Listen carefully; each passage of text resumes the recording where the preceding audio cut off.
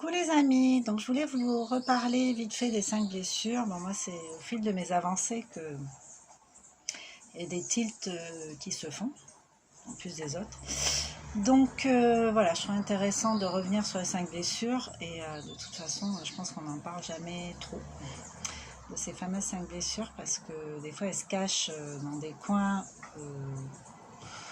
qu'on ne soupçonne pas et puis finalement on se rend compte qu'il s'agit bien d'une blessure.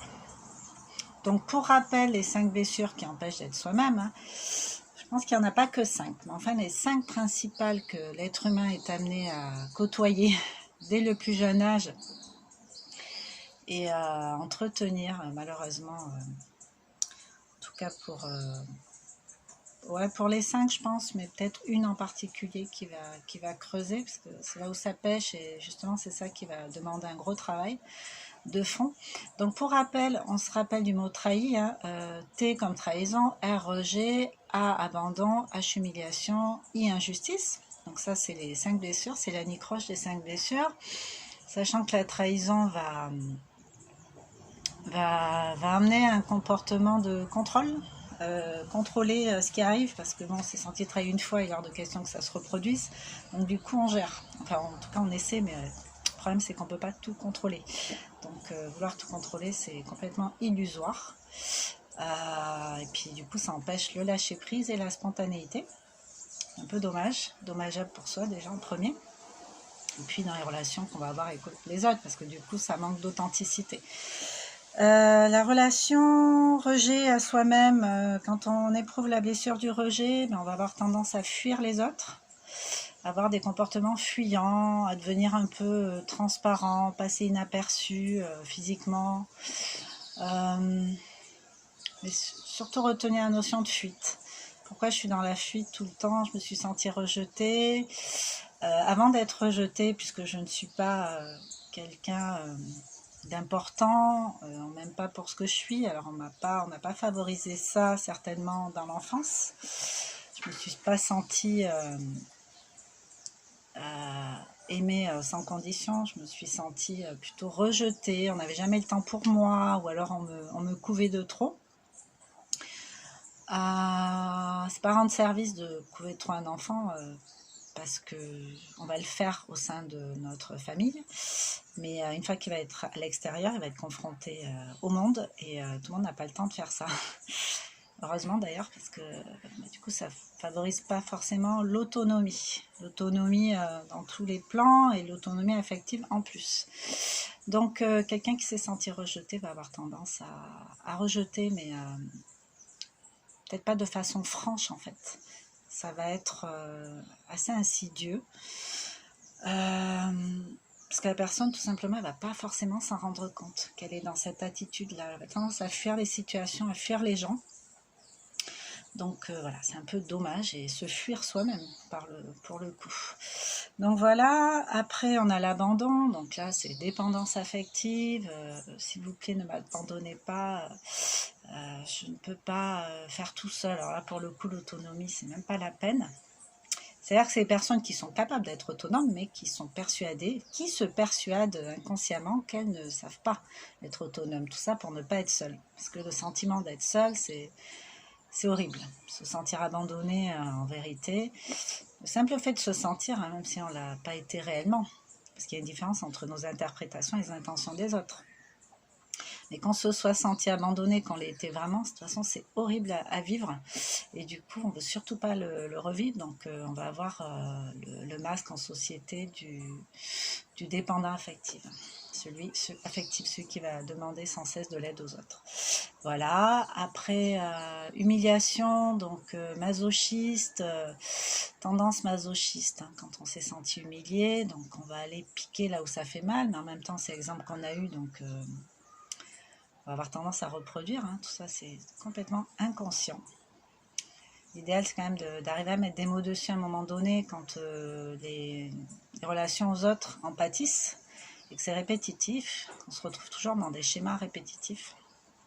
Les autres, par exemple, nous fuient, nous tournent le dos,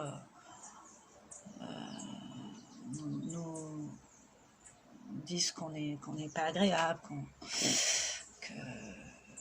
est un peu qu'on est un peu trop piquant, enfin ce genre de choses. Se poser des questions quand ça revient souvent. Voilà, enfin, toujours faire la différence entre le jugement des autres gratuit, quand ça vient de l'ego des personnes, tout ça, et la critique constructive, parce que ça existe, hein, des gens qui sont dans la critique constructive pour soi, donc voilà. Et après il y a l'injustice, alors celui qui s'est senti injustement accusé, voilà, injustement accusé ou dans des situations d'injustice, si c'est ce mot-là qui ressort vraiment, ben ça va être quelqu'un qui va chercher la justice un peu partout et du coup qui va devenir extrêmement rigide dans sa façon de... Bon, c'est une forme de contrôle aussi, hein, dans sa façon de faire les choses et de l'exiger de la part des autres. Exiger que les autres fassent pareil. Par exemple, on a rendez-vous à 7h, j'arrive à 7h10, je me fais laminer par cette personne parce que l'heure c'est l'heure, ça existe, c'est pas pour les chiens, c'est comme ça, faut respecter quoi. Donc voilà, l'injustice conduit à la rigidité. Donc en fait, il faut savoir que toutes ces blessures sont interconnectées.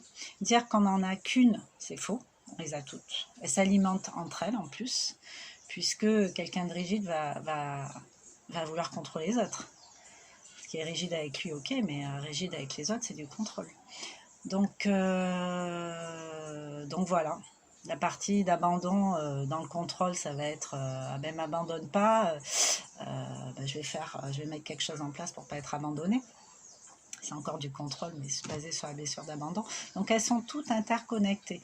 Donc il n'y a pas de formule magique, hein. Chacun doit être en mesure de trouver ses clés à un moment donné, déjà en conscientisant que les blessures sont là, en conscientisant la blessure qui nous fait le plus de tort dans nos rapports aux autres, dans notre rapport à nous-mêmes surtout, dans notre façon d'être, nos comportements qu'on ne conscientise pas forcément. Et pour moi, en fait, une de mes clés, parce que moi, clairement, ça a été la blessure de l'abandon, mais le rejet aussi, enfin tout. Du coup, pour moi, on ne guérit pas vraiment de ces blessures. On va les calmer, les apaiser, faire la paix avec. Quand on va vraiment loin, on peut les remercier pour ce qu'elles nous apprennent, en fait, sur nous-mêmes. Parce que du coup, comprendre tout ça, c'est conscientiser tout ça, c'est grandir.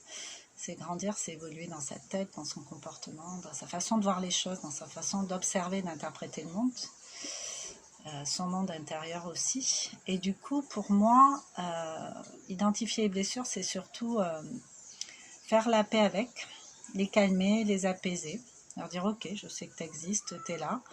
Par contre, comme je veux plus que tu prennes toute la place sur le podium, ben maintenant je vais, à force de t'observer, de te comprendre, je vais pouvoir t'identifier quand tu commences à poindre le bout de ton nez dans une situation, pour pas que tu envenimes la situation et pour pas que tu prennes trop de place par rapport à ça. C'est vraiment reconnaître les petits signes qui nous refont plonger dans nos blessures profondes. C'est surtout ça.